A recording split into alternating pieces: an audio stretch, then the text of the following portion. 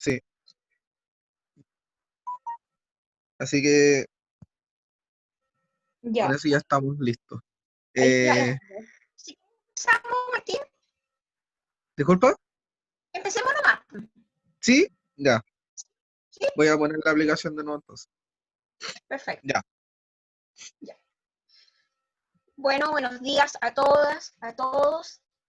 Hoy día vamos a tener nuestra clase de aspectos epidemiológicos de las enfermedades crónicas y especialmente relacionarla con los factores de riesgo de las enfermedades crónicas en general.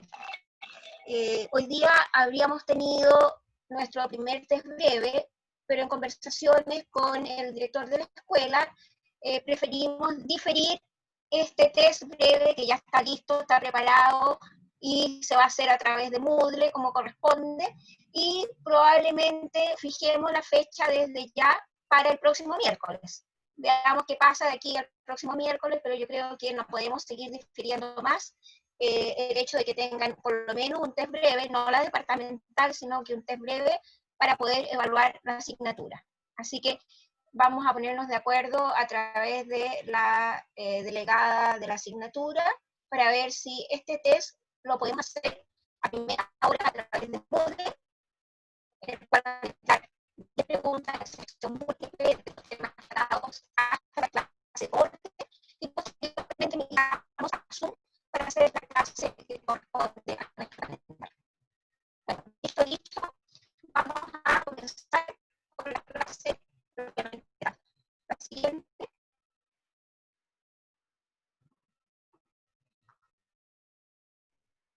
Terminando el audio. Bueno, en general las preguntas hay que responder frente a los problemas de salud. Ustedes saben que son quienes se enferman, cuándo se enferman, dónde se enferman y por qué se enferman, y eso da origen a los distintos diseños que hemos visto en la psicología. Ahora vamos a tratar de responder frente a los problemas de salud de la población. Lo primero, ¿de qué nos enfermamos o de qué nos morimos? Esa es la primera pregunta. ¿De qué se enferman o de qué se mueren las personas? En este caso, en Chile. Buenos días, profe. Sabe que se escucha súper mal.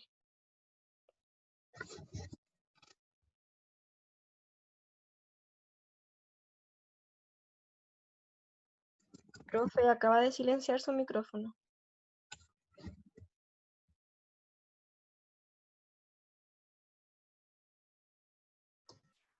Ahí. Sí, estaba viendo.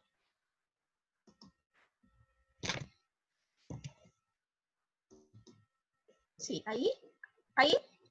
Ahí está, lo tengo sin. Ya. Bueno. Habíamos dicho que la primera. ¿Se escucha mejor ahí? ¿Se escucha mejor? Se escucha mejor. Ya. Entonces la pregunta es ¿de qué se enferman o mueren las personas? La segunda pregunta es ¿quiénes se enferman? ¿Cuántos se enferman? Recuerden, ¿no es cierto?, las clases de lo importante que es calcular las magnitudes, las tasas, esos indicadores. Y las otras preguntas, ¿cuándo se enferman? ¿En qué periodo de tiempo?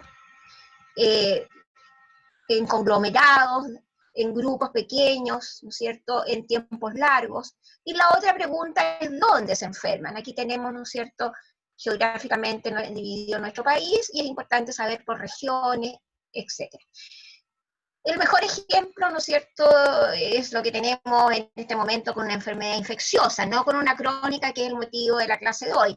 Pero acá ustedes ven que son las mismas preguntas, ¿de qué se enferman o mueren en este momento las personas? ¿Quiénes se enferman? ¿Cuántos se enferman? ¿Cuándo se enferman? ¿Y dónde se enferman? En el fondo, ¿no es cierto?, uno tiene que responder a estas preguntas frente a cualquier tipo de problema de salud. En este caso nos convoca las enfermedades crónica. La siguiente. La otra pregunta que tenemos que responder es ¿por qué se enferman las personas? Y la otra es ¿por qué algunas personas sí se enferman y otras personas se enferman más? Ustedes también yo creo que se están preguntando frente a la epidemia de COVID, por qué algunas personas se enferman y mueren más que otras. Se mueren más, ¿no es cierto?, se agravan más en determinados grupos de edad. Se enferman más algunas personas por nivel socioeconómico, por escolaridad, etcétera, por sexo, por raza, etcétera. Entonces, hay que responder también en las enfermedades infectocontagiosas y también en las enfermedades crónicas este tipo de preguntas. ¿Por qué también algunas personas se enferman más que otras? O grupos de personas se enferman más. La siguiente. Es importante, ¿no es cierto?, hacer algunas aclaraciones.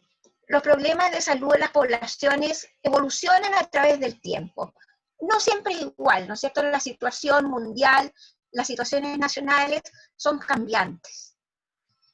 Hay un epidemiólogo clásico que es McMahon, que empezó a hablar ya en los años 60 de una posible explicación y habló del concepto de factores de riesgo para poder identificar posibles elementos o causas o asociaciones, ¿no es cierto?, entre estos factores o estos atributos o características con ciertos daños específicos.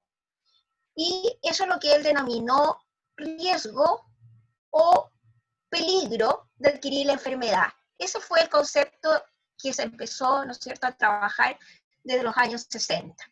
Y verificar que hay una relación entre los fenómenos sociales y los fenómenos también individuales. ¿Ah? Nosotros somos parte de una sociedad y nuestro comportamiento individual está claro, ¿no es cierto?, que pesa sobre los fenómenos colectivos y sociales. La siguiente. Veamos entonces en qué consiste este concepto de riesgo. Es la probabilidad. Cuando uno habla de riesgo, habla de probabilidad de daño, de enfermedad o de muerte bajo ciertas circunstancias específicas. Esto ya se empezó a comentar desde el año 1989. Hay rango, ¿no es cierto? El rango 0 es no tener ningún daño y el rango de probabilidad 1, que es tener el riesgo, el daño. El rango 0 representa la certeza de que el daño no va a ocurrir, probabilidad 0. Y la probabilidad 1 representa la certeza de que el daño sí va a ocurrir. Recuerden sus clases de probabilidades, de bioestadística, y esos son los rangos, 0 y 1, en relación al concepto de riesgo. La siguiente. Veamos entonces el factor de riesgo. ¿Qué es lo que es un factor de riesgo?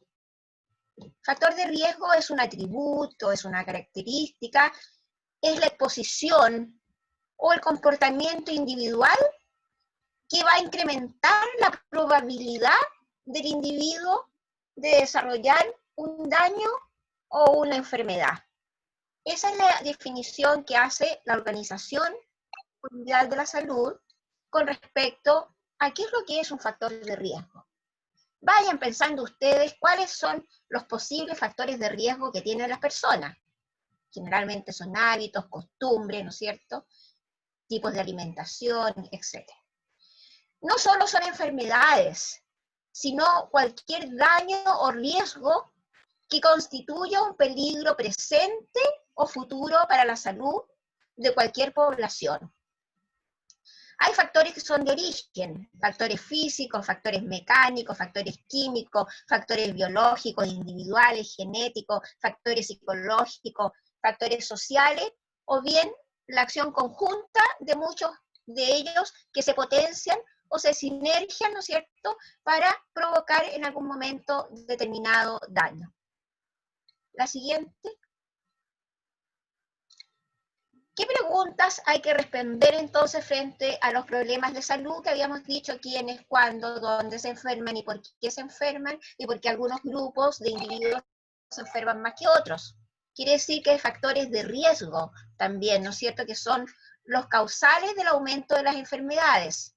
Y si sabemos cuáles son esos factores de riesgo o atributos o características que van a provocar un daño en salud, lo importante es saber, ¿no es cierto?, cómo puedo prevenir esos riesgos o esos daños en salud. De más está decir en estos momentos, frente a la pandemia, ¿cómo puedo prevenir yo el riesgo de enfermarme? Bueno, con el aislamiento social, el aislamiento físico, el uso de mascarilla, el lavado de manos, evitar las multitudes, etcétera, etcétera. Entonces, es importante que conozcamos frente a factores de riesgo que son causales, ¿no es cierto?, de un determinado daño en salud, también el cómo se pueden prevenir esos riesgos. En actividades de tipo promocionales de salud y de tipo preventivo, antes que haya que diagnosticar el daño, ¿no es cierto?, y tomar las medidas terapéuticas o de rehabilitación. Entonces, aquí ustedes ya se están dando cuenta de lo importante que es la prevención. En salud pública, el próximo semestre vamos a tener clases específicas de los distintos tipos de prevención que uno puede hacer, prevenciones primarias, secundarias, terciarias, pero no es motivo en este momento de ese análisis. La siguiente. Además de factores de riesgo, hay determinantes de riesgo, ¿no es cierto?, que son, no es lo mismo una determinada edad.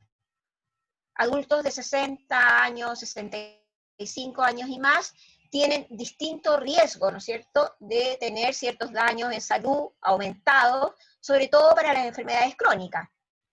El sexo, también hay patologías, ¿no es cierto?, que son más frecuentes en un sexo que en otro.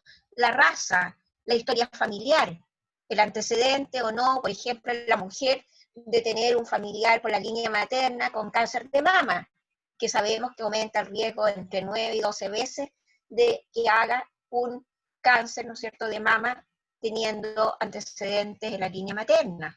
Por lo tanto, sabemos que está la edad, condiciones de embarazo, ¿no es cierto?, condiciones de migraciones, de raza, factores de riesgo como obesidad, etcétera, etnia, etcétera. Entonces, sabemos que hay ciertos factores que son determinantes de riesgo.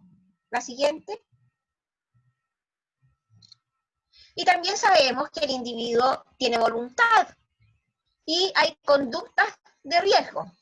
Entonces, todo lo que va en contra de la integridad de la persona, ya sea física, mental, social o emocional, son conductas de riesgo. Si yo conduzco a altas velocidades, si no respeto las leyes del tránsito, si no uso cinturón de seguridad, si tengo conductas sexuales de riesgo, no usando preservativo, tengo riesgo de adquirir una infección de transmisión sexual. Aquí voy a tener la posibilidad de tener el riesgo, ¿no es cierto?, de muerte por accidentes del tránsito, sobre todo en población joven entre 19 y 24 años.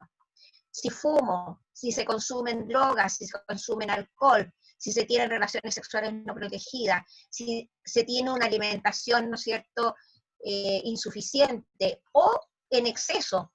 Cualquier conducta de riesgo me va en contra de mi integridad física, mental, social y emocional. Entonces también es importante el autocuidado que tengamos y el mutuo cuidado con respecto a las conductas de riesgo, porque no solamente si yo conduzco sin cumplir con las leyes del tránsito, probablemente voy a tener un accidente, pero no solamente puede que yo me sacrifique, sino que también voy a provocar problemas en terceros.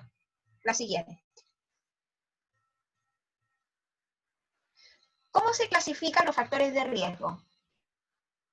Hay factores de riesgo de tipo conductual, de las conductas de las personas. Están relacionados con acciones que el sujeto ha elegido realizar. Hábito de fumar, consumo excesivo de alcohol, falta de actividad física, relaciones sexuales sin protección. Son acciones que el sujeto elige realizar. Por lo tanto, son de tipo conductuales. Hay otros factores de riesgo que sí son propios, son fisiológicos, están relacionados con el organismo o nuestra biología, nuestra genética. Están influidos por una combinación de factores genéticos generalmente y también de estilos de vida, ¿no es cierto? Por ejemplo, sobrepeso, obesidad, presión arterial elevada, colesterol alto, alto nivel de glucosa, etc. Entonces, hay factores de riesgo, además de los conductuales, que son voluntarios de realizar, hay algunos que están relacionados con nuestra biología, con nuestra genética, y también, ¿no es cierto?, con estilos de vida. Ojo que los estilos de vida se pueden modificar. Y hay factores de riesgo que son de tipo demográfico, ¿no es cierto? Están relacionados con el tipo de población general que constituye nuestro país. La edad, el género, subgrupos de población, migrantes, no migrantes, el tipo de trabajo que se realiza, etcétera, ¿no es cierto? O actividad que se realiza. Entonces, eso es importante también considerarlo en esta clasificación de los factores de riesgo. La siguiente.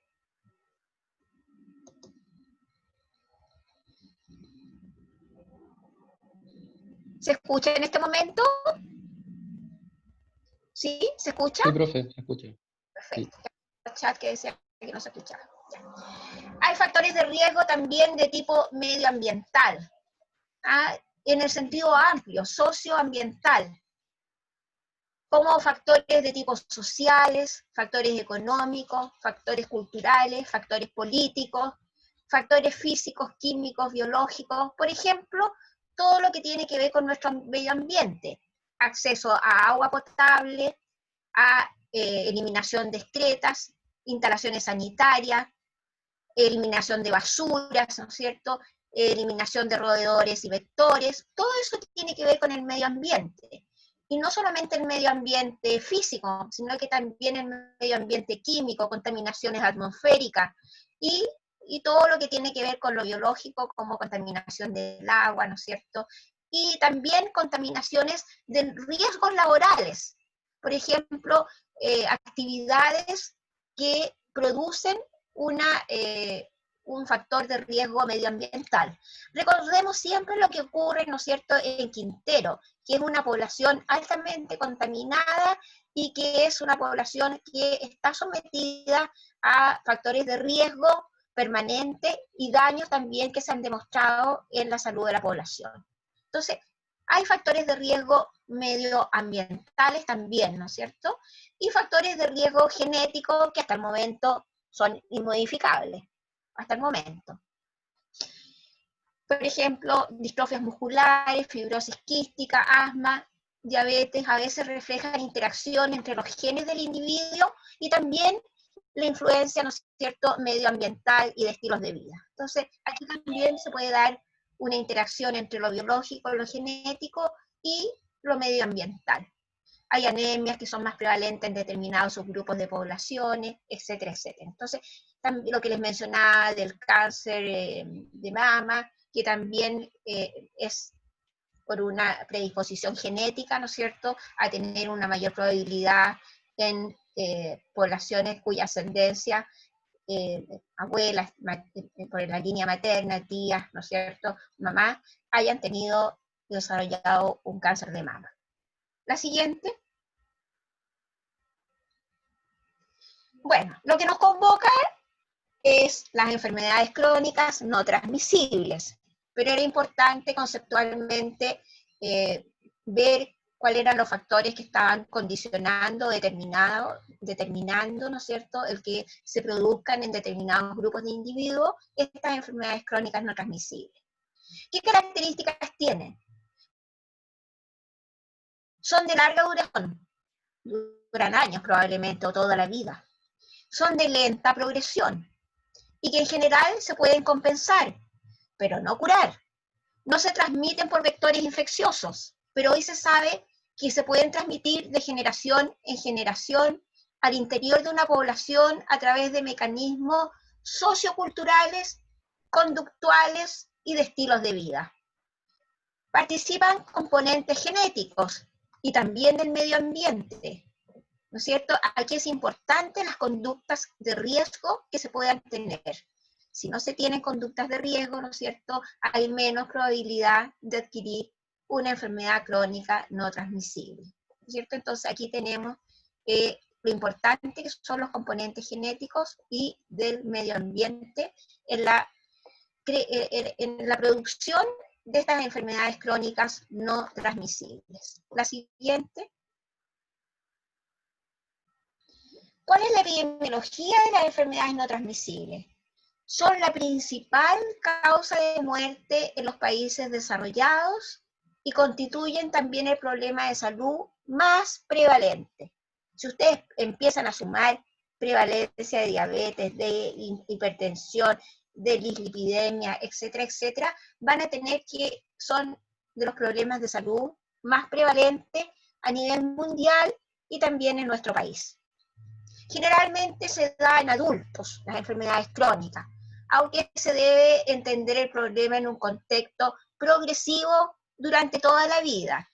Hay patologías, ¿no es cierto?, que se adquieren desde la infancia y lo van a acompañar a través de todo el ciclo de vida como una enfermedad crónica.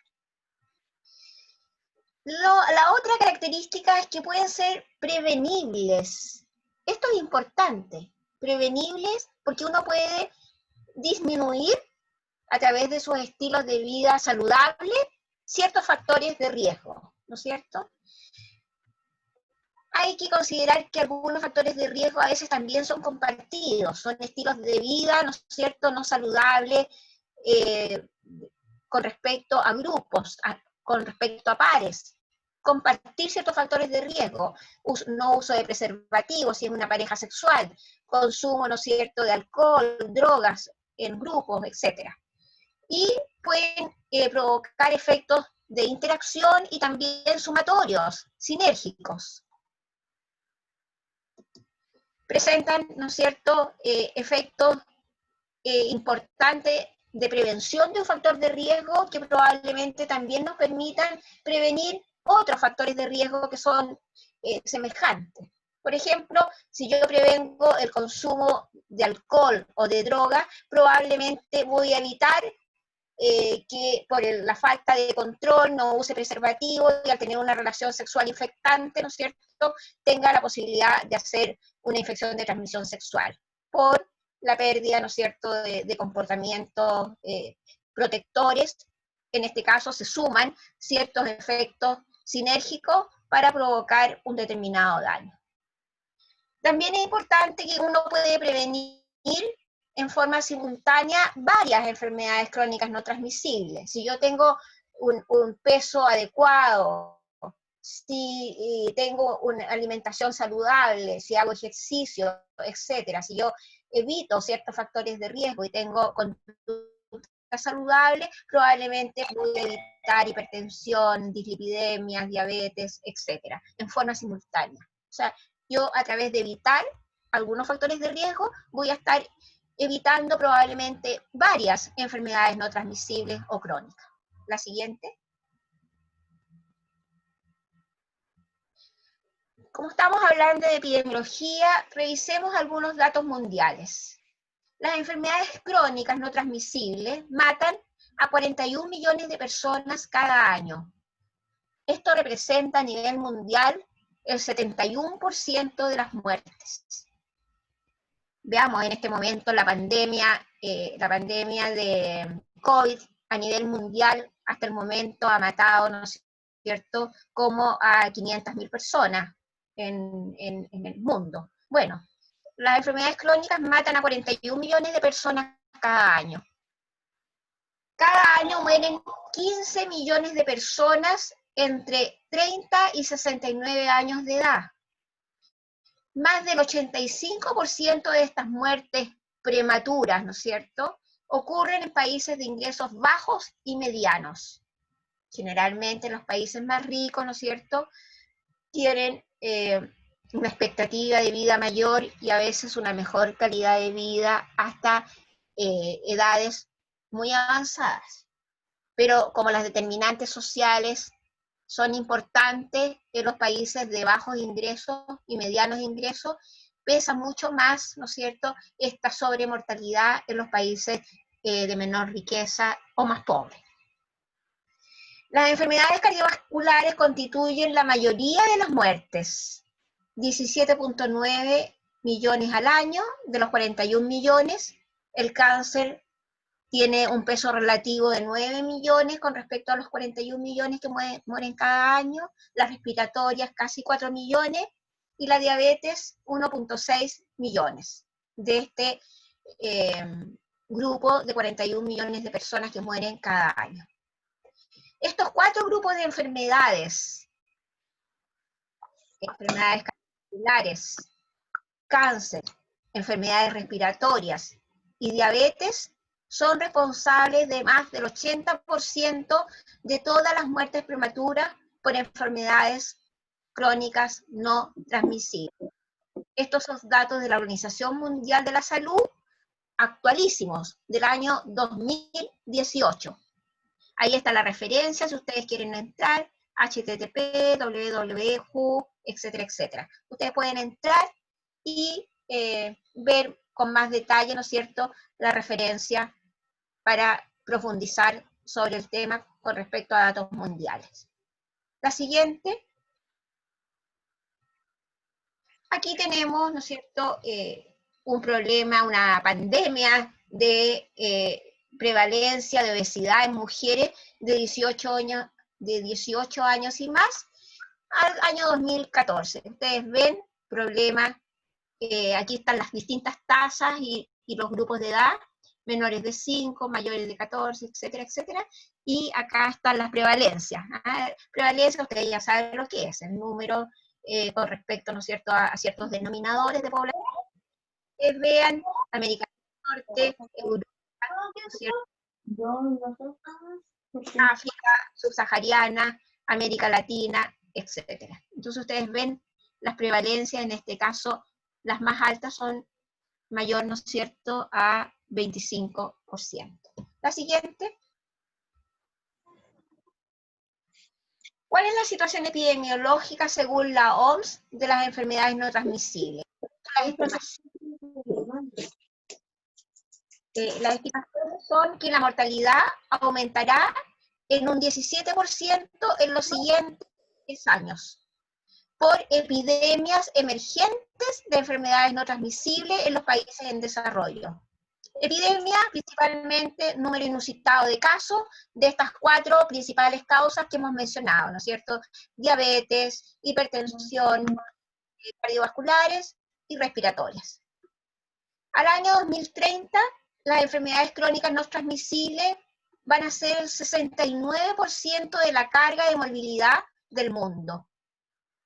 Y los traumatismos por accidentes del tránsito pasarán a ser la 5ª causa de mortalidad al 2030. Entonces, esa es la situación epidemiológica de las enfermedades no transmisibles en general. La siguiente. Bueno, hay cambios, ¿no es cierto?, en los perfiles demográficos y epidemiológicos de los distintos países. Por lo tanto, lo que se espera, ¿no es cierto?, de la distribución porcentual de muertes según grupos de causa es un aumento de la mortalidad por las enfermedades crónicas no transmisibles. Y eso ustedes lo están viendo en comparaciones desde el año 60 al año 2000. En Chile pesaba, ¿no es cierto?, en un 52, en este caso es un 42% la enfermedad infecciosa, y en este caso no más allá de un 10 o un 12%. Y ustedes vean que los tumores malignos eran un 9%, ahora constituyen un 12%, y en este momento estamos casi en un 20% del peso relativo de los tumores malignos. Entonces ustedes ven que hay cambios, ¿no es cierto? Estas son enfermedades infecciosas, en rosadito, estas son enfermedades crónicas, y la evolución en distintos grupos de años. Entonces, hay una alta prevalencia de factores de riesgo para enfermedades crónicas no transmisibles, hay una mayor carga de enfermedad o peso o prevalencia de enfermedades crónicas no transmisibles, hay un aumento de la mortalidad por las enfermedades no transmisibles y puede haber una disminución de la mortalidad por las enfermedades infecciosas o transmisibles. Bueno, ahora vamos a tener que considerar el peso epidemiológico de la pandemia en el mundo y en Chile. Pero todavía tenemos tasas de mortalidades bajas y tasas de letalidad que son las importantes, que relacionan cuántos de los que están enfermos se mueren. Y en este caso no pasa de un 1.3, ¿no es cierto?, por ciento. En Chile, en este momento de la pandemia de COVID, que es la enfermedad infecciosa que tenemos en este momento. La siguiente. Acá veamos un gráfico de, ante la pregunta de qué nos enfermamos y nos morimos los chilenos. Aquí tienen la mortalidad para el año 2015 de principales causas de defunción en Chile para ambos sexos, en distintos grupos, digamos, en años.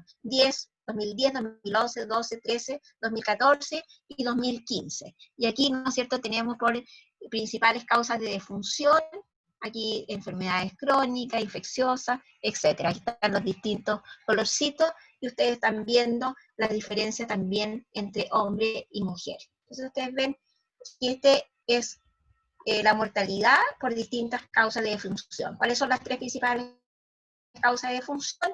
Cardiovasculares, ¿no es cierto?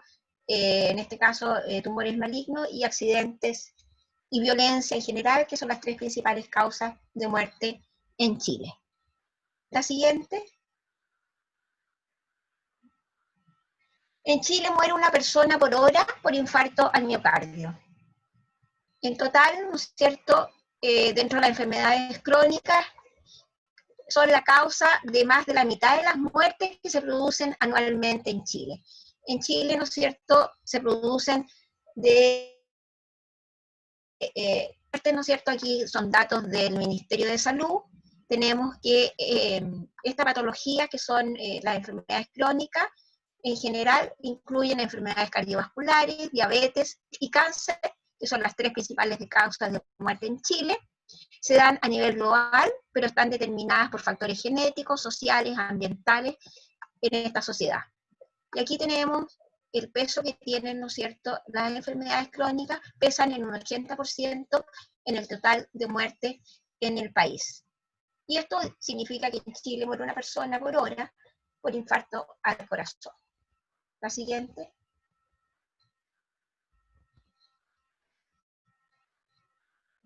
¿Cuáles son las principales causas entonces? Según la OMS, el peso relativo de las muertes por cáncer es un 26%, un 27% de enfermedades cardiovasculares y un 3% en diabetes. En Chile en este momento nuestra primera causa es cardiovasculares, segunda es cáncer y la tercera en Chile es accidentes y violencia.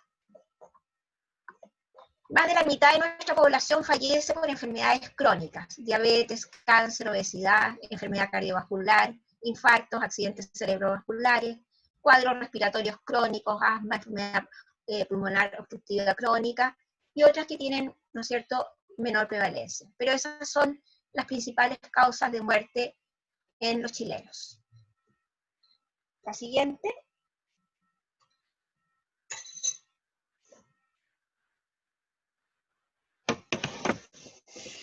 Hay un alto porcentaje de enfermedades crónicas no transmisibles que se pueden prevenir. Es lo que he estado tratando de insistir, ¿no es cierto?, cuando hablo de conductas de riesgo, factores de riesgo, que son modificables y dependen de autocuidado, de mutuo cuidado, y por lo tanto son prevenibles las enfermedades si yo elimino esos factores de riesgo. Y se pueden prevenir reduciendo estos 4 factores de riesgo súper importantes, que son el tabaquismo, el sedentarismo, el uso nocivo de alcohol y las dietas inadecuadas. La siguiente.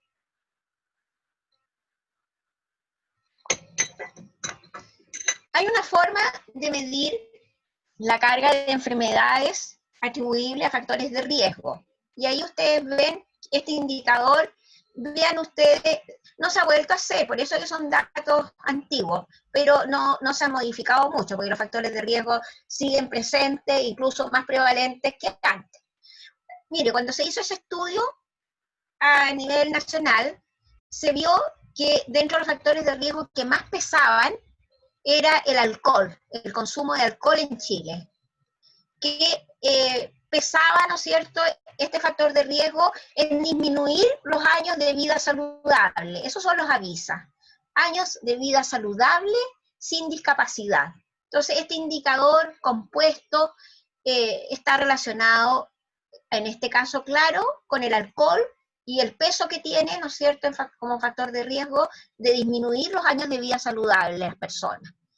Tenemos que el sobrepeso y la obesidad es el segundo factor que está pesando en reducir los años de vida saludable. La presión arterial, la hipertensión es el tercero. La contaminación del aire, el cuarto. La glicemia, quinto. El bajo peso al nacer, el uso de la sal, el Helicobacter pylori, ¿no es cierto?, presente en problemas gástricos.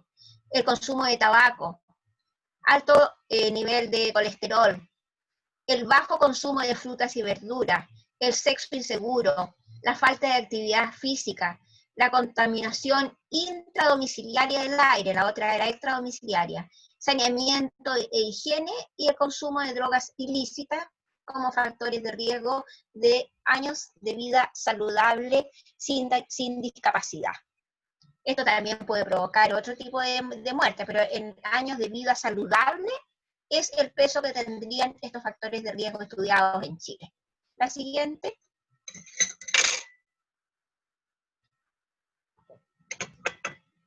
Veamos, con respecto a estos factores de riesgo que tienen un peso importante en las enfermedades crónicas, veamos la prevalencia actual del consumo de tabaco en adultos. En la encuesta nacional que yo les he mencionado mucho, ¿no es cierto?, que es la que se hizo en 2017, los datos recién se liberaron en abril del 2018 y que están disponibles en la encuesta nacional de salud en mensal.cl. Aquí el dato de la población fumadora a nivel nacional de Chile es un 33.3% a nivel nacional. Y esto, ¿no es cierto?, está desagregado por número de cigarrillos y también está desagregado en esa encuesta por edad y por sexo.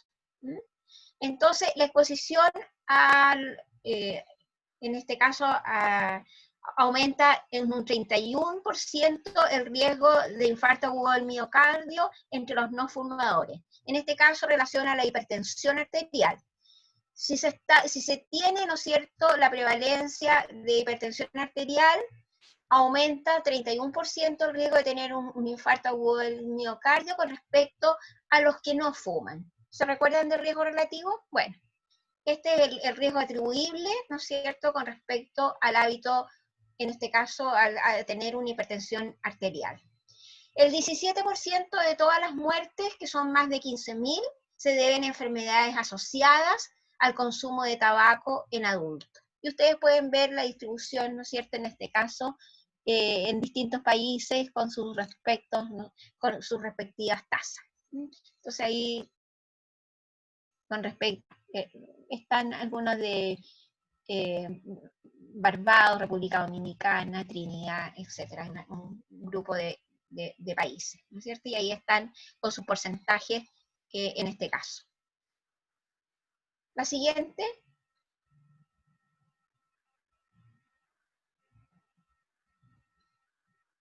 La siguiente.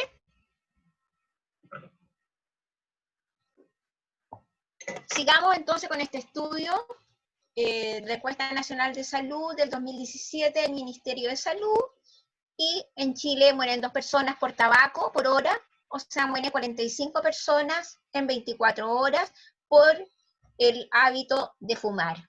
Factor de riesgo, consumo de tabaco, pesa en las muertes, ¿no es cierto?, de 2 personas por hora, según esta Encuesta Nacional de Salud.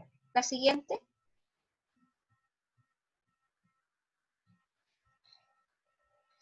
Otro factor de riesgo que habíamos mencionado, el alcohol. El alcohol tiene una prevalencia, según esta encuesta nacional, de un 11.7% a nivel nacional. El consumo riesgoso de alcohol, la pregunta era si se había consumido alcohol de manera riesgosa, o sea, más de cierta cantidad diaria y semanal, en los últimos 12 meses. Y lo relacionaron con años de estudio cursados. ¿Y qué es lo que se vio? Aquí se comparan 2 encuestas, la anterior que se había hecho en 2009-2010 y la del 2017. la del 2010 en amarillito y la del 2017 es en azul. Acá la prevalencia, ¿no es cierto?, en los que tenían una escolaridad menor a 8 años era de 12.8 y 13.8 respectivamente. En los que tenían una escolaridad entre 8 y 12 años, fue mayor la prevalencia en el año 2010 que con respecto a la encuesta del 2017. ¿Y qué pasó con aquellos que tienen escolaridad universitaria? O sea, más de 12 años de estudio. En el 2010 tenían una prevalencia de 9 y se mantiene o subió de 9.1 a 9.9. Entonces ustedes ven que ahí hay una alza y en este caso se comparó años de estudio con respecto, ¿no es cierto?, a la prevalencia del consumo de alcohol, en este caso, de manera riesgosa. La siguiente. Otro factor de riesgo, el sedentarismo. Se preguntó sedentarismo en el último mes. Aquellos que tenían menor a 3 veces por semana algún tipo de actividad física. Y también se relacionó según años de estudio cursados. ¿Cuál es el promedio nacional? 86.7% de personas, ¿no es cierto?, que no hacen ejercicio físico o es menor a 3 veces por semana a nivel nacional. Esa es la prevalencia nuestra a nivel nacional. 86.7% de sedentarismo. Aquí se relacionó lo mismo, ¿no es cierto? La anterior. Se relacionó lo mismo. La encuesta en amarillo del 2010, la encuesta del 2017. Y ustedes ven que es bastante parejo las prevalencias semejantes, 97, 96, 88, 87, 82, 79. Aquellos que tienen una escolaridad mayor universitaria, ¿no es cierto?, tienen un 79, un 80% de sedentarismo. La siguiente. Otro factor de riesgo importante que es el estado nutricional que tenemos los chilenos. Se preguntó por la prevalencia total país, ¿no es cierto? Y aquí tenemos prevalencia de enflaquecidos un 1.3%, 24.5% normo peso, 30 y 40%, 39.8% tienen sobrepeso y el 31%, ¿no es cierto?, son obesos. Y obesos mórbidos 3.2%. Sumemos entre sobrepeso y obesidad mórbida, miren, 40, 70, 70 y 74% entre sobrepeso y hasta obesidad mórbida es la que tenemos en Chile en este momento. Un problema grave, una epidemia de obesidad en Chile. La siguiente. En este caso, ¿no es cierto?, siempre nos gusta comparar, ¿no? Y en epidemiología es importante las comparaciones. Entonces, los países más desarrollados que son miembros de la OCDE es con la que nos comparamos siempre, que son generalmente países,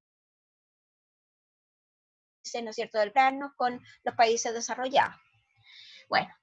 La tasa de obesidad de los países miembros de la OCDE, el promedio de estos países desarrollados es de 19.5%. Y nuestra tasa promedio en Chile es de obesidad es de 25.1%. Y en la región metropolitana específicamente tenemos 21.2%. Y aquí están las diferencias. Yo siempre les he dicho que tenemos excelentes promedios en Chile, pero existe una gran inequidad. Hay grandes diferencias entre comunas, incluso comunas colindantes, con los indicadores. Yo siempre les he dicho, no es lo mismo la mortalidad infantil en Vitacura que la mortalidad infantil en Purranque. Pero tenemos un excelente promedio nacional de baja mortalidad infantil. Pero cuando uno empieza a desagregar, ¿no es cierto?, empieza a ver estas diferencias que están muy relacionadas con los determinantes sociales de la salud. Yo siempre les he hablado que hay determinantes sociales y vamos a tener una clase específica cuando tengamos salud pública en el segundo semestre, pero hay inequidades que son injustas, que son subsanables, y dentro de ellas tenemos, ¿no es cierto?, estos factores de riesgo que se comportan de distintas maneras por nivel socioeconómico, por nivel de escolaridad, nivel cultural, etc. Ven ustedes, en este caso, la obesidad en Cerro Navia es de un 30.4%.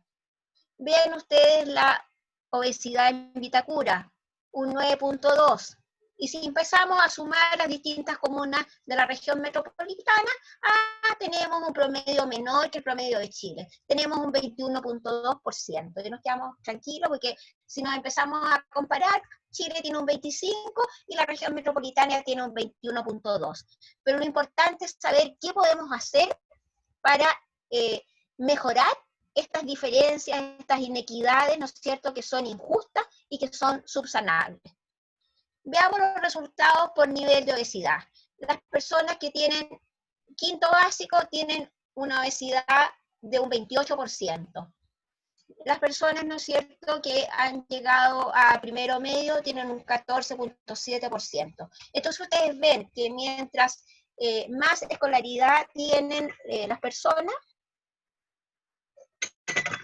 menos prevalencia de obesidad tenemos. Este es el mapa nutricional con datos súper actuales que son del año 2018, de un estudio que hizo la Junta Nacional de Auxilio Escolar y Becas, ¿no es cierto?, con respecto a las prevalencias que se encontraron en primero medio, en prekinder, en primero básico, en kinder y en quinto básico. Ustedes ven que desde la etapa preescolar, imagínate, prekinder, ya tenemos prevalencia, ¿cierto?, de 23.7%, que tienen que ver con hábitos, ¿no es cierto?, familiares, de consumo, de alimentos que son hipercalóricos, ¿no es cierto?, y desde el punto de vista nutricional probablemente no son los mejores, pero sí sacian el apetito y las personas, ¿no es cierto?, tienen mayor obesidad. La siguiente. Veamos con respecto a otro factor de riesgo como es el consumo de sal. ¿Cuál es la prevalencia de consumo de sal mayor a 5 gramos al día en Chile? Es de un 98.4% a nivel nacional. Y aquí ustedes ven otro factor de riesgo que está pesando en la alta prevalencia de enfermedades crónicas como hipertensión, muertes cardiovasculares, etcétera, que tenemos en Chile. Acá tenemos la relación de consumo de sal mayor a 5 gramos al día según edad y según sexo. También detectado en esta encuesta nacional de salud que se hizo el año 2007 y conocimos recién los datos del 2018. Total país, aquí tenemos, ¿no es cierto?, un 98.4, que es el promedio nacional, y tenemos la diferencia entre hombres y mujeres, 98, casi 99, ¿no es cierto?, en hombres y 98 en mujeres. Y acá por los distintos grupos etarios, ¿no es cierto? A mayor edad, la prevalencia es más alta también de consumo de más de 5 gramos al día de sal. La siguiente. Bueno, prevalencia. Una de las clases que tuvimos, ¿no es cierto?, de medidas de frecuencia, de asociación. Cuantificar, medir, comparar, para saber cuáles son las mejores medidas de prevención y de control de los problemas. Importante saber cuántos somos, sí. ¿Cuántos obesos mórbidos hay en Chile? 444.271. Sobrevivientes cardiovasculares, 819.124. Bebedores abusivos, dependientes, 1.624.365. Diabéticos en Chile, 1.707.000. Hipotiroidios, 2.582.324.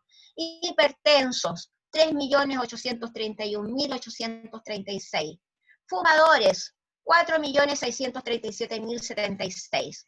Obesos, 4.775.911. Con exceso de peso, o sea, sobrepeso, pero que no llega a obesidad, 10.301.529, imagínense, los 17 millones, 10 millones y tanto con exceso de peso. Si le sumamos los obesos y los obesos mórbidos, ya llegamos hacia la población general. Y 12.036.962 adultos sedentarios, que hacen menos de 3 actividades físicas en la semana. La siguiente. Aquí hay unas tendencias seculares por algunas causas, ¿no es cierto?, de mortalidad, por algunas causas de muerte desde el año 2010 hasta el año 2014. Ustedes ven por tumores, desgraciadamente son muy semejantes los colorcitos que ocuparon acá. Bueno, las neoplasias o tumores malignos del más oscurito, en este caso. Las más claritos, enfermedades del sistema circulatorio, el amarillito este. Enfermedades del sistema digestivo, el verdecito, etc. Enfermedades endocrinas, nutricionales y metabólicas. Usaron distintos tonos de azules, unos más cargaditos que el otro. El más cargadito de todos son las enfermedades del sistema respiratorio, que es esta. Pero ustedes pueden ver la tendencia secular, ¿no es cierto?, en varios años, desde el año 2010 al año 2015, 2014, o sea, 5 años de estudio, la tendencia a las tasas de mortalidad. Aquí están los años y aquí están las tasas. La siguiente, recuerden que las tasas específicas son por 100.000 habitantes. La siguiente. Veamos acá otra tendencia de mortalidad, en este caso por cáncer gástrico, ajustadas por edad, también relacionadas con el nivel educacional, pero en este caso en hombres. También 10 años de tendencia secular, desde el año 2000 al año 2010, en este caso por 100.000 habitantes, ¿no es cierto? Y aquí ustedes ven tasa de, en este caso es de 216 a 149, en este caso por el nivel educacional. Los que no tienen ningún nivel educacional, en este caso, ¿no es cierto?, son los que tienen las tasas más altas. Y los que tienen un nivel superior, aquí deberían haber usado un color diferente, pero estas son las tasas que tuvo el Ministerio de Salud, así que, y esto es lo que está publicado. Acá los que tienen nivel superior y el que está aquí abajito. Entonces, a mayor nivel de escolaridad, ¿no es cierto?, las tasas son menores, por estilos de vida más saludables, etc. Acá, enseñanza media es lo que está en verdecito, y los que tienen enseñanza básica en rojo, y los que no tienen ninguna escolaridad, aquí ustedes ven que son las tasas más altas, en una tendencia desde el año 2000 al año 2010. Y aquí tienen las tasas promedios, etcétera, y ustedes ven la tendencia, y lo importante que es relacionarlo, aquí esto es una publicación sacada directamente de una publicación científica. La siguiente, aquí la pueden ver la referencia si quieren ver en más detalle. Otro factor que se hizo en la encuesta nacional, ¿no es cierto?, sospecha de diabetes mellitus. Sospecha según años de estudios cursados, según también la encuesta nacional de salud. La sospecha a nivel nacional o prevalencia a nivel nacional es de 12.3% a nivel nacional. Y también se comparó, ¿no es cierto?, la encuesta del 2010, la del 2017, vean, ¿no es cierto?, aquellos que tienen una escolaridad menor a 8 años, había una prevalencia de 19, ¿no es cierto?, y vean cómo subió a 25.3% en la última encuesta nacional. Menor escolaridad, aumentó la prevalencia. Los que tienen una escolaridad hasta de enseñanza media era de un 6.8, subió a un 11.2, también subió. Y acá en los que tienen una escolaridad mayor universitaria subió, pero menos, de un 6.3% a un 7.7%. Bueno, y después los promedios, por supuesto que son promedios 12.3. La siguiente. Ustedes ven que hemos visto varios factores de riesgo, que ustedes ya, cuando tengan, ¿no es cierto?, datos clínicos, pasen por los servicios hospitalarios o vayan estudiando las distintas patologías, van a ver lo importante que es relacionarlas con estos factores de riesgo que son prevenibles, ¿no es cierto?, en su gran mayoría. Veamos este otro factor de riesgo, que es la sospecha de hipertensión arterial, según esta encuesta nacional de salud, hecha en el 2017, liderado los datos del 2018. 27.6, o sea, un 28% de prevalencia de hipertensión. Recuerden que las prevalencias van variando según la edad. A mayor edad aumenta la prevalencia, y en los mayores de 60 años la prevalencia puede llegar hasta un 36%. Entonces ustedes ven que esta prevalencia también va variando según la edad. En este caso se fue comparando por escolaridad. Todas las comparaciones que se hicieron en la encuesta nacional en este caso, se hicieron por edad, se hicieron por sexo, pero en este caso se hicieron por escolaridad. Y la escolaridad es importante, ¿por qué? Porque la escolaridad es un indicador de una determinante social. La escolaridad está relacionada directamente con nivel socioeconómico y probabilidades de mayor autonomía y mayor capacidad de estudio y mayor, ¿no es cierto?, posibilidad de elegir el tipo de trabajo y tener, ¿no es cierto?, una mejor calidad de vida. Por lo tanto, es importante esta relación que se puede hacer con escolaridad relacionado con nivel socioeconómico también, en el fondo indirectamente, que es una determinante social. Entonces, veamos la sospecha de hipertensión según la región y años de estudio cursados. Comparación 2010-2017, en este caso, ¿no es cierto?, era 51, 57, vean ustedes lo alto que era en los años con menor escolaridad. Y vean que aquellos que tienen una escolaridad mayor, la prevalencia es de 16 y 15%. Ahora, por supuesto, juntamos esto y nos da el promedio nacional de 27.6%. Y los que tienen una escolaridad entre 8 y 12 años, o sea, secundario, era de 23 en la primera encuesta del 2010 y 25% en la última. La siguiente. Veamos las dislipidemias a través de niveles sanguíneos. Recuerden que en esta encuesta, además de la entrevista que mayoritariamente era hecho por alumnos universitarios de carreras de la salud o de personas que eran funcionarios a veces de universidades o de servicios de salud, se tomaba la presión, se medían signos vitales, se medía el índice de masa corporal, en algunos casos además se tomaban algunos exámenes, ¿no es cierto? Entonces se midió los niveles sanguíneos de dislipidemia en este caso, y prevalencia de colesterol HDL bajo en población de 20 años y más, según sexo, según edad, y también se relacionó con los años de estudio cursado. Se tomó muestras de sangre, como les decía, y se empezaron a comparar. Prevalencia en el total país de dislipidemias, según mediciones de los niveles sanguíneos, 45.8%, o sea, 46% promedio a nivel país. Según sexo, hombres 39.9 y las mujeres, ¿no es cierto?, tenían un 51.3, mayor dislipidemia en mujeres que en hombres, según sexo. Total país, según sexo.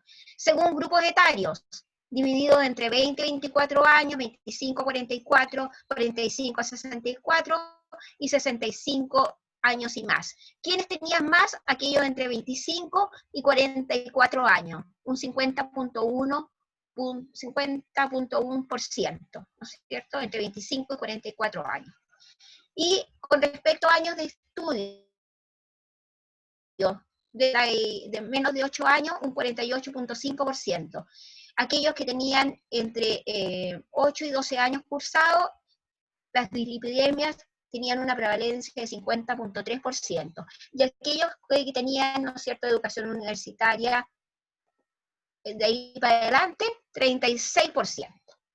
Promedio, 45.8% a nivel país. Siguiente, por favor.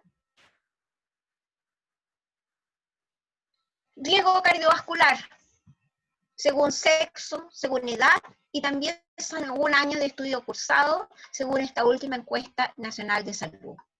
Veamos lo que ocurre, ¿no es cierto?, en hombres, mujeres, bajo riesgo, moderado riesgo, alto riesgo.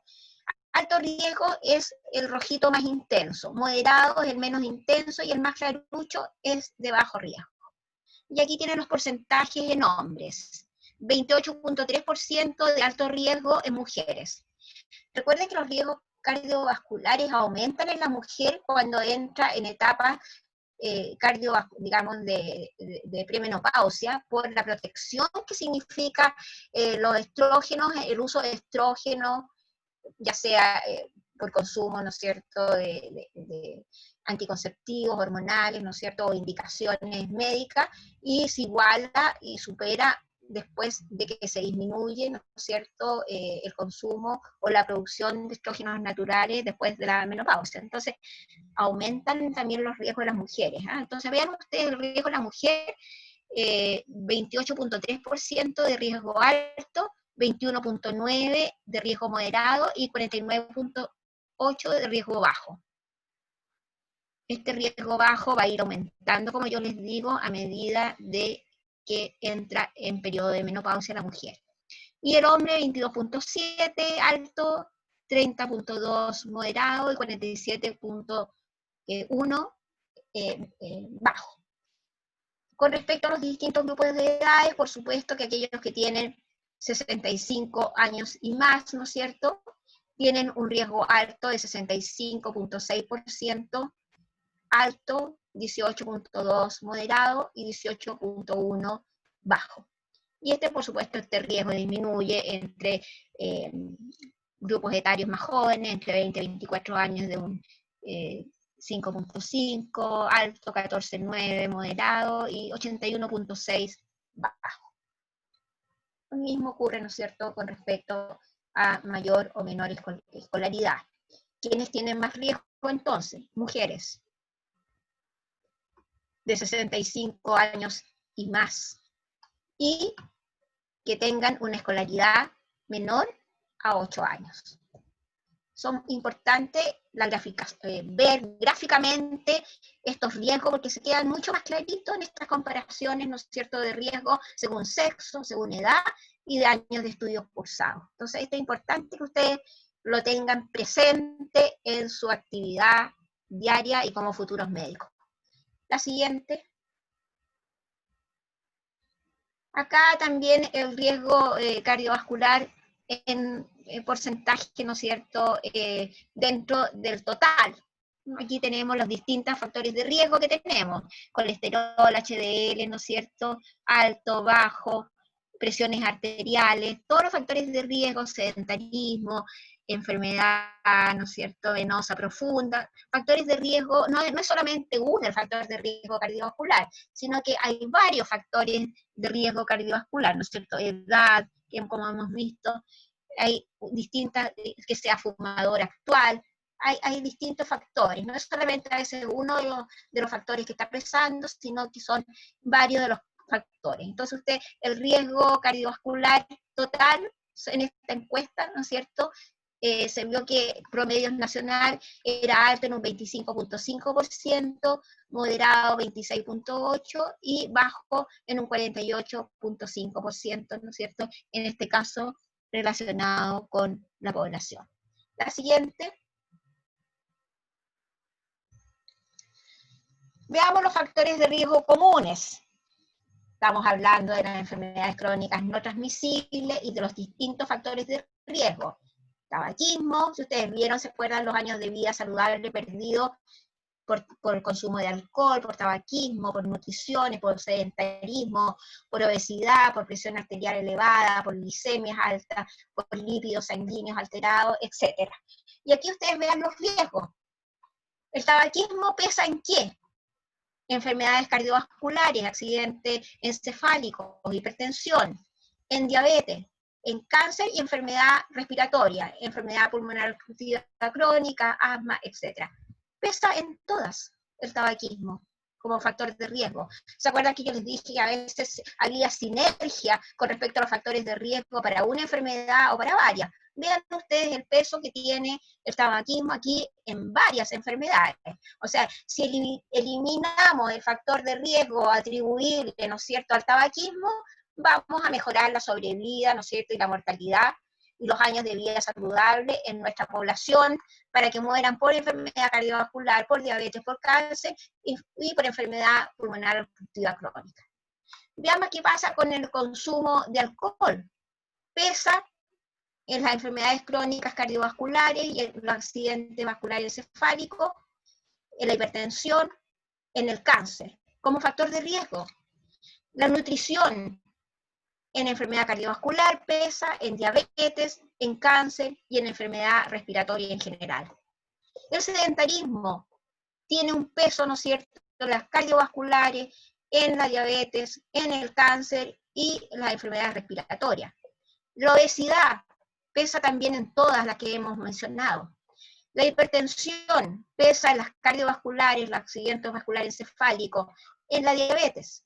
Glicemias, ¿no es cierto?, alteradas, diabetes. Cardiovascular, accidente vascular encefálico, pesa, ¿no es cierto?, por supuesto, en la diabetes y en los cánceres. Y los lípidos cardiovasculares, diabetes y cáncer. Ustedes ven la estrecha relación de los factores de riesgo en las enfermedades crónicas no transmisibles. La siguiente. Bueno, y los sistemas de salud trabajan, ¿no es cierto?, bajo presión. ¿Para qué decir lo estresado y lo copado, ¿no es cierto?, y colapsado que están los servicios de salud en este momento y van a estar en las próximas 2 semanas con respecto no a una enfermedad crónica, sino que a una enfermedad infecciosa pandémica. Veamos entonces cómo pesan las enfermedades crónicas, ¿no es cierto?, que siguen produciéndose independiente del problema de pandemia que tenemos. Igual llegan pacientes infartados, ¿no es cierto?, descompensados, etcétera, a los servicios de salud. El sistema de salud, entonces, trabaja en este momento bajo presión por las demandas poblacionales, influyen los presupuestos limitados y la presión financiera que existen en los servicios con altas deudas. El presupuesto del Producto Geográfico Bruto en Chile es bajísimo lo que se destina a salud. Tenemos también problemas de la transición epidemiológica y demográfica en que estamos viviendo, población envejecida, ¿no es cierto?, y prevalencia de enfermedades crónicas que pesan en esta transición epidemiológica y demográfica. Lo importante que son las innovaciones tecnológicas que también pesan, ¿no es cierto?, sobre las compras, los sistemas de salud, etc. Entonces tenemos que la presión de del sistema de salud está presionada por el aumento de las enfermedades crónicas, por el aumento del gasto en salud, el aumento de intervenciones disponibles y también por el aumento de las expectativas de la población. Entonces ustedes vean que si normalmente está colapsado por las enfermedades, a veces en algún periodo de invierno, por las enfermedades crónicas, imagínense cómo va a colapsar en este momento por la pandemia que tenemos en este momento. En este momento hay más de 1000 pacientes en respiradores y no sabemos cuántos pacientes más en respiradores se van a utilizar en las próximas 2 semanas. La siguiente.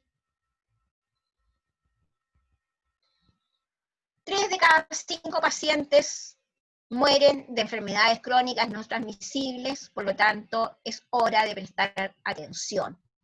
Esto lo dice la Organización Mundial de la Salud, la Organización Panamericana de la Salud, y dentro de las enfermedades, ¿no es cierto?, importantes crónicas tenemos los cánceres, las enfermedades cardiovasculares, la diabetes y los trastornos, ¿no es cierto?, respiratorios y broncopulmonares. En Chile, las que pesan más en la mortalidad, en primer lugar son las cardiovasculares, segundo los cánceres, y tenemos los accidentes y violencia también dentro de los problemas crónicos, ¿no es cierto?, no transmisibles, pero crónicos. La siguiente. Bueno, a vuestra disposición para preguntas, observaciones, aclaraciones, etc. Espero les haya quedado clara y haya servido, digamos, para que tengan desde el punto de vista epidemiológico y de la salud pública la visión de lo importante que son la prevención, ¿no es cierto?, de los factores de riesgo para evitar justamente las enfermedades crónicas que son evitables, ¿no es cierto?, a través del autocuidado, del mutuo cuidado, etc. Entonces, preguntas, si tienen dudas, chiquillos, chiquillas. Preguntas.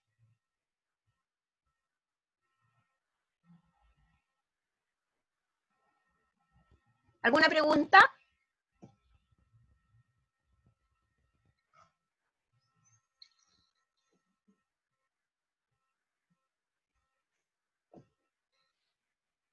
Profe, hola, una pregunta. ¿Quién eres? José María. José María, sí. Para el control, ¿es necesario manejar los datos en específico, los números? Los gráficos que les para que tengan la panorámica y sepan interpretar y mirar un gráfico y vean si la tendencia va al aumento, a la disminución, y lo importante es saber cuáles son los factores de riesgo, eso sí, la prevalencia. Eso sí, los rangos de prevalencia, sí que es importante que los conozcan. Dentro de la hipertensión, la diabetes, la hipercolesterolemia, el sedentarismo, todos los datos que les mostré, es importante sí que sepan aproximadamente cuáles son las prevalencias, porque si no, no tienen ni idea cuál es la magnitud del problema. Si no saben cuánto pesa una cosa con respecto a otra, pero los gráficos no, o sea, no es necesario que relacionen, qué sé yo, la escolaridad, el grupo etario, no les voy a preguntar con respecto al grupo etario, el nivel de escolaridad, no, eso para que tengan una panorámica general de la situación problema. Ok, gracias. Excepto qué son los factores de riesgo y cómo podemos evitarlo. Muchas gracias, profe. ¿Alguna otra pregunta? Profesora, hola. Sí, Hola. yo. Hola, buenos días. Víctor Olivos. Y sí, dime. Pregunta, respecto a los países desarrollados o que tienen sistemas de salud mucho más robustos que el nuestro, ¿de qué porcentaje del PIB estamos hablando que debería gastar un país más o menos como Chile por la cantidad de población? Generalmente uno habla del 6% y en Chile está entre el 2 y el 4%. Entonces uno esperaría que salud fuera prioridad. También esperaría que educación fuera prioridad. Y se repartiera un geográfico justo según esas prioridades. Entonces, eso es importante, ¿no es cierto?, que podamos presionar al Ministerio de Hacienda que distribuya la plata, ¿no es cierto?, a nivel nacional, que se gastara un 6%, ¿no es cierto?, del Producto Geográfico Bruto, también no es algo. Se supone que más o menos un 6%, si el sistema es eficiente, las cosas van a bien. Porque tampoco hay países que gastan mucho, por ejemplo, Estados Unidos gasta un 6% del Producto Geográfico Bruto en salud, pero es ineficiente.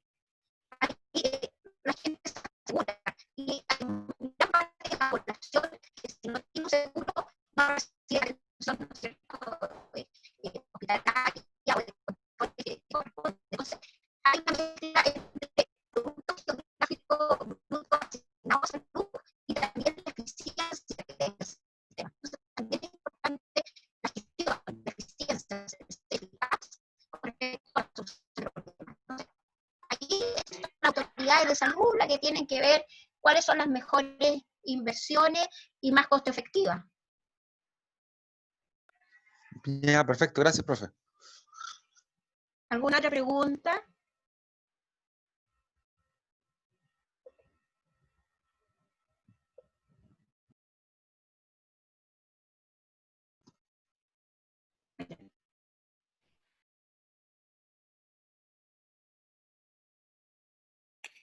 ¿Profe?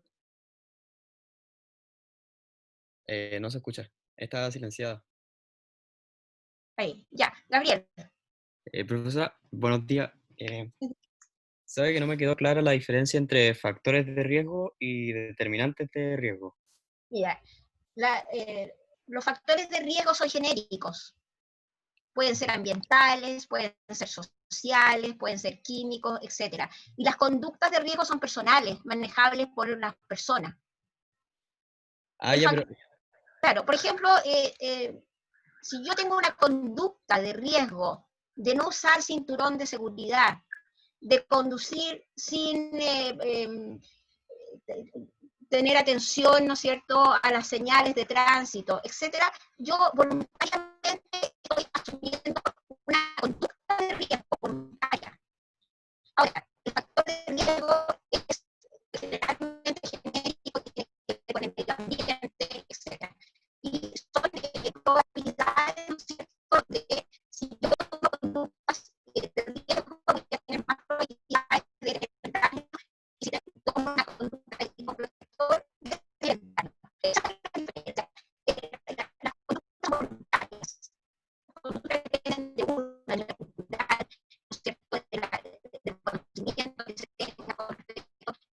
enfermedad, etc. Y otros genéticos, factores de riesgo, hipertensión, colesterol, son generalmente factores como atributos o características que no necesariamente a veces dependen de la persona. Que yo sea hipertensa puede depender de una que yo consuma mucha sal, no sé, que tenga una conducta, no sé, saludable de alimentación, pero también una genética que no depende de mí. Entonces, factores de riesgo es aquellos genéticos que están en un grupo ambiental, químico, etcétera, que no necesariamente depende de mi voluntad o de mi conducta. Esa es la gran diferencia. Una es voluntaria y la otra no necesariamente. Ya, profesora, muchas gracias.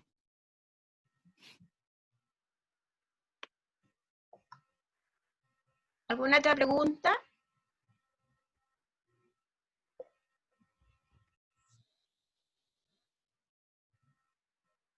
¿Alguna otra pregunta, chiquillos, chiquillas?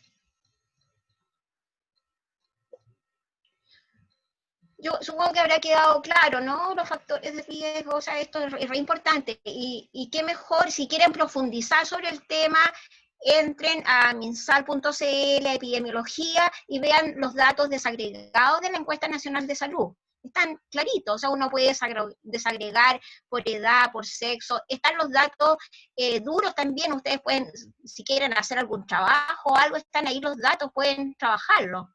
Pueden hacer gráficos, pueden trabajar lo que quieran. Así que es bien interesante y para ustedes conocer cuáles son las prevalencias y los principales problemas, ¿no es cierto?, a nivel nacional. Porque qué mejor que saber las prevalencias, los problemas, para ver, digamos, cuál es el equipamiento necesario, cuáles son los insumos, cuántas camas hospitalarias tienen que haber, cuántos profesionales de la salud, etc. Entonces, si uno no sabe las prevalencias, los problemas, desconoce cuáles son las mejores intervenciones y cómo solucionar el problema. ¿Alguna otra pregunta?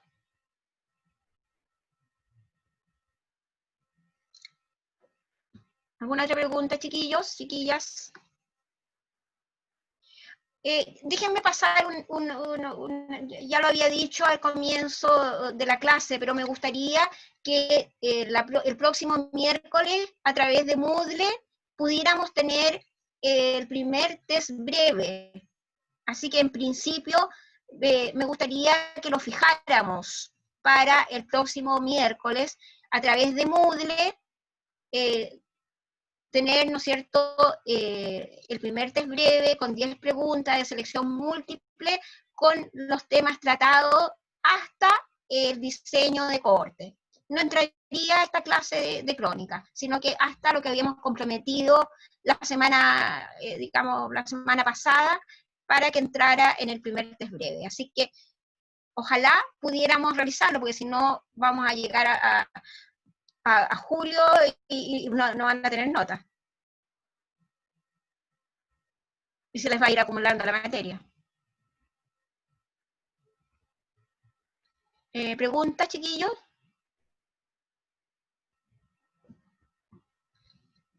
¿Preguntas, consultas, dudas? Profesora, ¿Y Daniel? una consulta. ¿Existe la posibilidad de hacer una mayor cantidad de test, pero con menor cantidad de contenido, como para poder aumentar la cantidad de notas y, digamos, por ende, tener menos, como a parcelarla un poco más la cantidad de materia en mayor cantidad de test? Claro, si ustedes ven el calendario que yo les entregué, teníamos 4 test breves, pero hasta el momento no hemos podido hacer ni uno.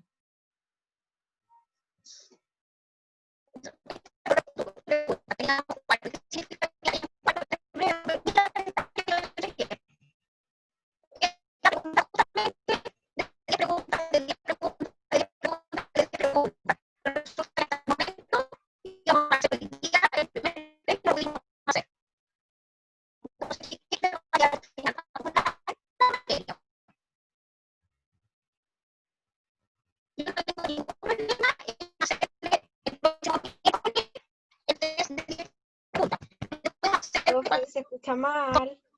convengamos, otras 10 preguntas más, hacer 2 test breves y hacer, por ejemplo, una departamental en la cual, ¿no es cierto?, no se incluyan a lo mejor tantos temas, podemos determinar el número de temas que pueden entrar en la departamental.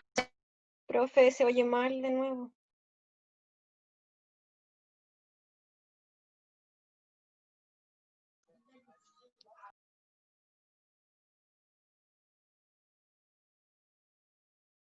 Profe, parece que silenció el micrófono. Profe, creo que se pegó.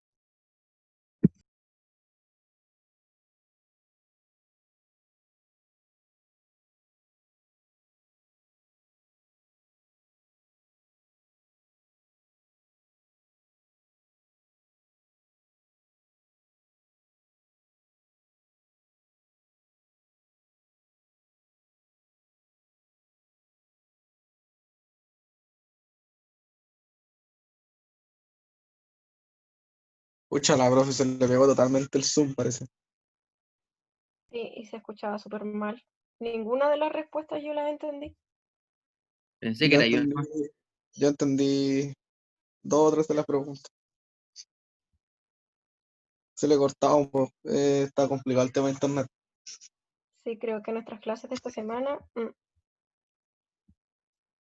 Oye, ¿la No, profe está usando algún BAM que le pasó a la U? ¿O está con Wi-Fi de la casa?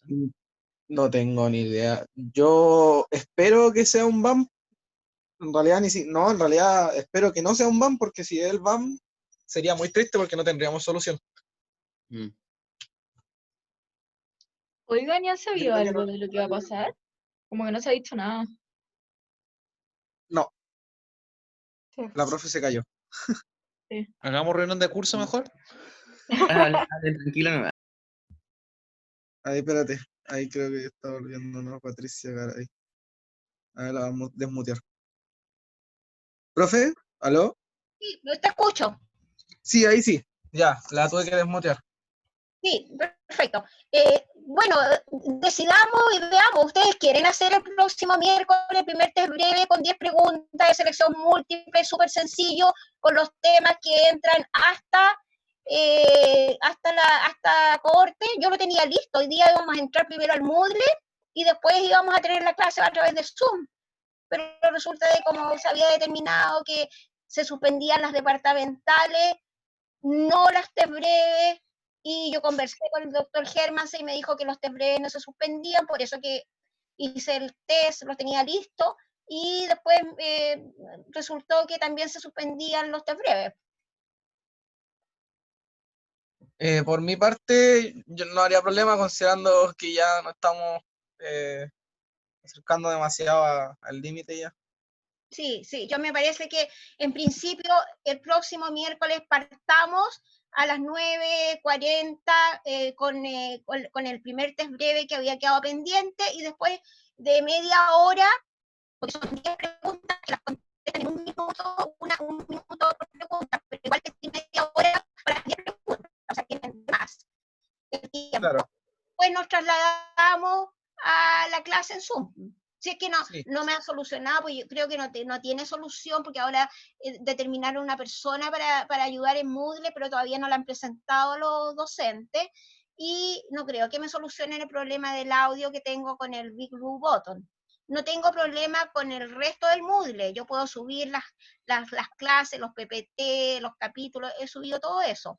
Y la prueba también, no tengo problema en subirla, pero son las clases directas las que tengo problema con el audio. ¿Te acuerdas que lo vimos, Martín, y no pudimos solucionarlo? Sí, Así sí, que sí, no sé, recuerdo. la persona que designaron lo pueda solucionar. Profesora, ¿Sí? le quería hacer un comentario. Yo creo que, igual que todos mis compañeros, queremos que esto, hay que hacer los controles, hay que tener nota, pero usted está consciente también de las limitaciones técnicas y los problemas que hemos tenido. A mí no, si me preguntan a mí en lo personal, encuentro que no están las condiciones para hacer, si hay que hacerla, hay que hacerla, es solo mi opinión. Sí, Las condiciones para hacer evaluaciones, no son las o mejores. sea, nadie quería estudiar medicina online. Yo Claro. en mi casa, mi señora trabaja acá, tengo un hijo, que da lo mismo, uno puede tener un perro que sea, pero andan molestando, no estáis tranquilos. Absolutamente. Entonces, Solamente quería, eso, porque también y no co- todos los tienen acceso, digamos, a una onda adecuada de acceso a Internet, a veces están compartiendo computador. Mira, hay N problemas, si yo entiendo, y por eso que diferí el test y no tengo problema, pero el problema se les va a crear a ustedes, pues se les va a acumular la materia. Profe, pero es que no nos pueden traspasar el problema a nosotros, Claro. siendo Sí, que tenemos la full voluntad de hacer todo lo que se nos indique, pero sí. obviamente si me van a decir, miren, vamos a tener una plataforma de internet, alguien, una entidad, que sería en este caso la universidad, tiene que preocuparse que esa plataforma sea impecable, increíble, Claro. a prueba de balas, y no tenemos eso. Entonces, ojalá, profe, si es que ¿Sí? hay algún problema para la toma del test, tengan conocimiento de que nosotros ya hemos tenido problemas con este tema de las plataformas, Sí. para que tengamos la flexibilidad de eso, un poco para decirle de antes que no, si tenemos algo, No tengo, esté consciente de que el sistema no es perfecto sí, Víctor, yo tengo y que está lejos de serlo. no, absolutamente, porque yo además hace otra universidad, que es la Universidad de Santiago, y ahí no se hacen evaluaciones, las evaluaciones se van a hacer una vez que se reintegren los alumnos, va a haber una semana posterior al eventual ingreso, va a haber una semana de pruebas. Así que en este momento no se están haciendo evaluaciones, pero eso tiene que quedar claro. ¿Cómo se va a evaluar entonces si no van a haber evaluaciones? Si también hay dificultades, ¿no es cierto?, con la entrega de los talleres, con el internet. Entonces, ¿cuál va a ser la forma? Por eso tiene que definir la dirección de la carrera, ¿no es cierto?, y para todos los docentes. Así que ahí tienen ustedes, yo no tengo ningún problema en flexibilizar y digamos, hacer varios test breves, es que tienen ustedes acceso, pero después tiene que haber una fórmula para todas las asignaturas igual. Profe, Sí, yo la quiero última. comentarle algo a los chicos. Permiso, Víctor. Es que la profe dijo, no sé si yo entendí mal o no, pero dijo que, claro, es 1 minuto por pregunta, pero dio media hora y son 10 preguntas. Imagínate, se espera que una de las preguntas son fáciles, son de enunciado corto y de 5 alternativas. Eso se puede, si han estudiado, se responde en 1 minuto. Ya, 2 minutos, 3 minutos, pero resulta que yo les di media hora. Claro, a eso les quería comentar porque estaban diciéndolo en el chat. Lo otro es que, profe, yo igual le vamos a avisar al curso con la Ale ¿Ya? y vamos a preguntarles también si es que existe algún conflicto con hacer el test el miércoles y se lo enviamos, ojalá más tardar el viernes. Ahora, yo ningún problema con aplicar el test, lo tengo listo, si no hay problema. Pero si no se aplica, también, si yo tengo la flexibilidad de ayudarlos y apoyarlos a ustedes. Así que no, en ese sentido, si al final se determina que no van a haber evaluaciones, bueno, que todas las asignaturas no tengan evaluaciones y una vez que esto, entre comillas, se normalice, a lo mejor dejar la posibilidad de que hagan las pruebas presenciales durante una semana completa.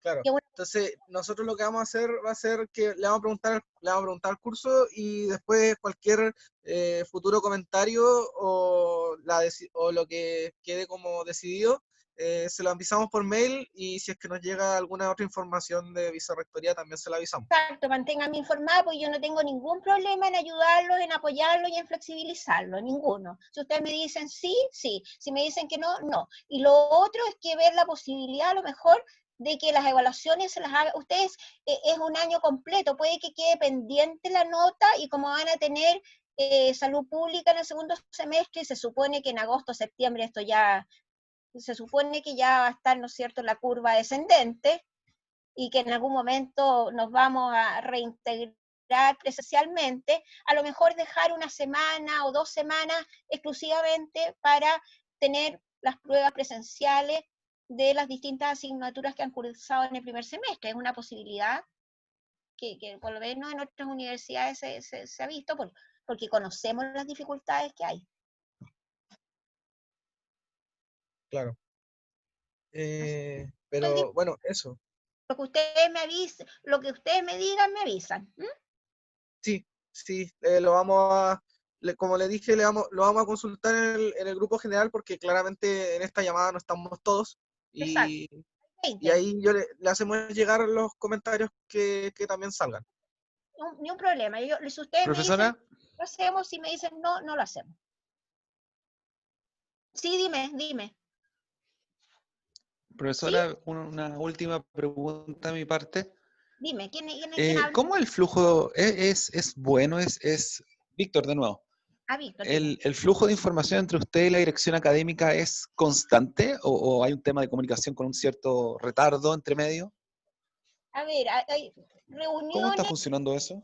a través de la plataforma Meet, con algunas interferencias porque no se escucha bien o no se ve bien. Hubo una reunión